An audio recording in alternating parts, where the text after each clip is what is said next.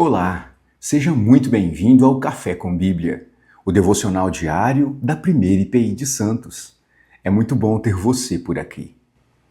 Em nosso último episódio, falamos a respeito da verdadeira espiritualidade. E hoje nós prosseguiremos ainda falando sobre esse assunto. Nós vimos que depois de Jesus se mostrar como verdadeiro intérprete da lei, ele então introduz o assunto a respeito da espiritualidade que agrada a Deus. Então, o capítulo 6 do Evangelho de Mateus começa com Jesus fazendo uma advertência em relação àquilo que nós temos chamado de espiritualidade por ostentação. É quando a pessoa deseja atrair para si a atenção das outras, usando como pretexto uma espiritualidade vazia, dissociada de relacionamento com Deus. A partir do verso 2 do capítulo 6, versos 2 a 4, Jesus vai falar justamente a respeito daquela que é a verdadeira espiritualidade.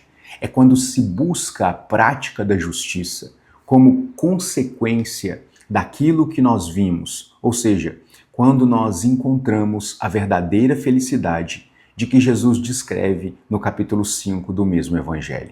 Então, a prática da justiça deve ser movida por uma ação de Deus que visa a glória de Deus ao abençoarmos as outras pessoas. E o exemplo que Jesus usa era algo muito comum, necessário, recomendado na cultura judaica, que era a assistência social por meio das esmolas.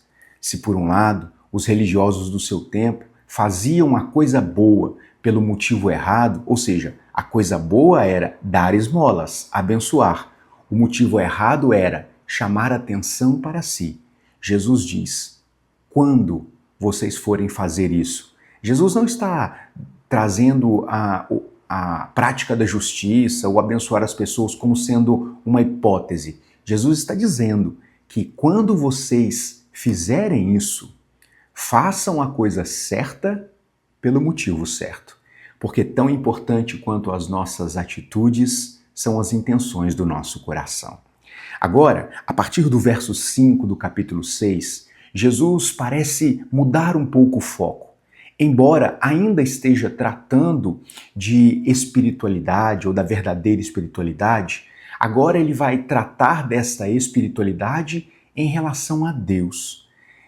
Até então, Jesus fala da espiritualidade, da verdadeira espiritualidade, que tem como fruto, como evidência, o nosso relacionamento com as pessoas, ou seja, o cuidado para com as pessoas. Agora Jesus vai tratar desta mesma verdadeira espiritualidade em relação ao nosso relacionamento com Deus. E ele diz assim, Mateus capítulo 6, versos 5 a 8. E quando orardes, não sereis como os hipócritas, porque gostam de orar em pé nas sinagogas e nos cantos das praças para serem vistos pelos homens. Em verdade vos digo que eles já receberam a recompensa.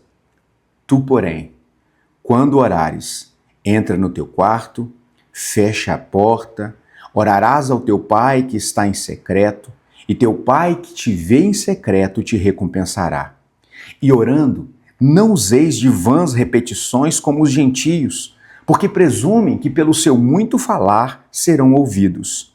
Não vos assemelheis, pois, a eles, porque Deus, o vosso Pai, sabe o que tendes necessidade antes que lhe o peçais. Então veja como a dinâmica da verdadeira espiritualidade agora segue o caminho do nosso relacionamento com Deus. E é interessante que, para tratar da verdadeira espiritualidade, Jesus fala sobre uma importante disciplina espiritual, que é a oração. Nós aprendemos algumas lições com essa fala de Jesus acerca da verdadeira espiritualidade que acontece no nosso relacionamento para com Deus. A primeira lição importante: o cristão, o cidadão do céu, é alguém que ora. O verso 5 diz: e quando orardes. Veja que Jesus não está estabelecendo uma hipótese. Talvez, se necessário, eventualmente, Jesus está afirmando que a oração é parte integrante na vida dos seus discípulos. Não é se vocês orarem, mas quando vocês orarem. É impossível cultivar uma verdadeira espiritualidade sem tempo de oração. Eu tenho dito que nós vivemos num mundo tão individualista que depender das outras pessoas parece ser algo humilhante. No entanto, a palavra de Deus vai sempre nos ensinar que nós seremos felizes, completos, quando entendermos que nós dependemos de Deus. E a oração revela esse nosso estado de dependência. E é por isso que eu chamo a oração como sendo a humilhação da dependência. Nos humilhamos porque quando oramos, reconhecemos que Deus é poderoso para suprir as nossas necessidades, para nos dar aquilo que nós precisamos, para nos dar conforto, alento, alegria e paz. E quando nós fazemos isso, nós reconhecemos quem nesta relação entre nós e Deus é o necessitado da história. E quem, portanto, é aquele que é o provedor das dádivas que são necessárias. Então veja que a oração é um importante instrumento de aperfeiçoamento da nossa espiritualidade, porque ela revela autoconhecimento, é saber quem somos. Nós somos filhos de Deus, por isso recorremos ao Senhor. Mas é verdade, nós também somos pecadores, necessitados, limitados e impotentes.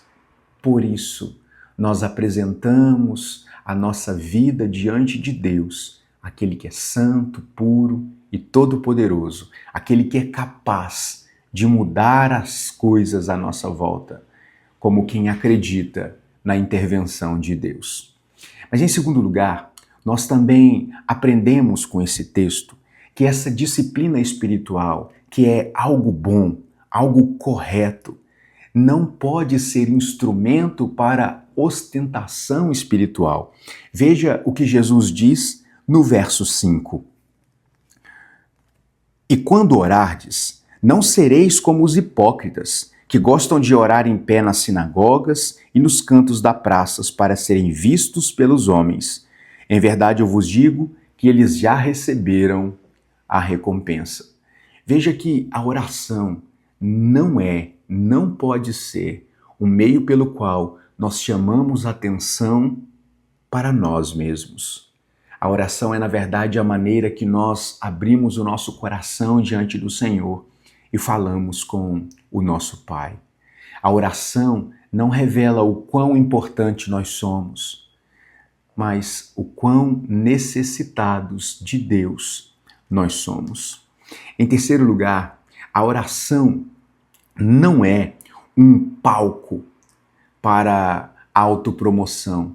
É, na verdade, aquilo que revela um pecador quebrantado diante de Deus. O verso 6, Jesus vai dizer: Tu, porém, quando orares, entra no teu quarto e, fechada a sua porta, orarás ao teu Pai que está em secreto, que te vê em secreto, e em secreto ele te recompensará. Então veja, não existem holofotes, não existe a ideia de atrair atenção para si. É algo que acontece no íntimo do nosso coração. Não se trata de demonstração exterior de espiritualidade, mas constatação do quão necessitados de Deus nós somos.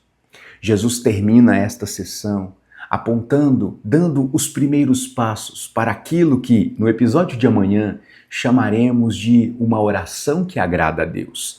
Jesus aqui vai introduzir aquilo que não se deve fazer.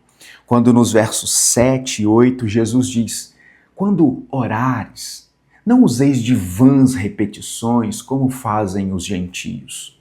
E é muito interessante que nós precisamos situar esse texto, essa fala de Jesus, dentro do seu contexto, para que a gente consiga entender o que efetivamente Jesus está combatendo aqui. Era muito comum entre os gentios, ou seja, os não-judeus, os povos pagãos que eram politeístas, se valer repetições vazias de significado interior. E é muito interessante que o termo grego, traduzido por vãs repetições, ele tem uma ideia de palavrório sem sentido, de conversa oca, vazia. E é sobre isso que Jesus está falando. Quando vocês orarem, não fiquem repetindo palavras sem sentido, ainda que sejam bonitas, ainda que sejam esteticamente atraentes. Quando orares, não façam o que os gentios fazem, porque eles é que presumem que pelo muito falar, por esse palavrório sem sentido, eles serão ouvidos. É muito interessante que Charles Spurgeon, quando ele comenta esse texto, ele diz que as orações dos cristãos não são medidas por suas repetições ou pela sua duração, mas por sua sinceridade. A medida da oração do cristão não está na quantidade de palavras que é empregada, nem mesmo na duração de uma oração, mas na sinceridade que essa oração é feita diante do Senhor. Portanto, quando nós nos deparamos com esse texto, nós aprendemos algo importante que nós não podemos perder de vista. A oração é parte fundamental para o nosso desenvolvimento espiritual. Uma verdadeira espiritualidade passa necessariamente por um profundo e sincero relacionamento com Deus que se dá por meio da palavra e também por meio da oração. Portanto, não se trata de quando ou se orar, mas de quando orarmos. Que as nossas orações sejam permeadas de sinceridade diante do Senhor. E como nós vimos aqui, que possamos orar, ou seja, fazer a coisa certa, pelos motivos certos, para a glória de Deus. Nós poderíamos terminar esse nosso devocional de hoje de várias maneiras, mas eu penso que para um cristão, a melhor maneira de começar e terminar as coisas é falando com Deus por meio da oração. Por isso, eu quero convidar você para que oremos ao Senhor. Querido Deus, te agradecemos por esse dia maravilhoso que o Senhor nos dá.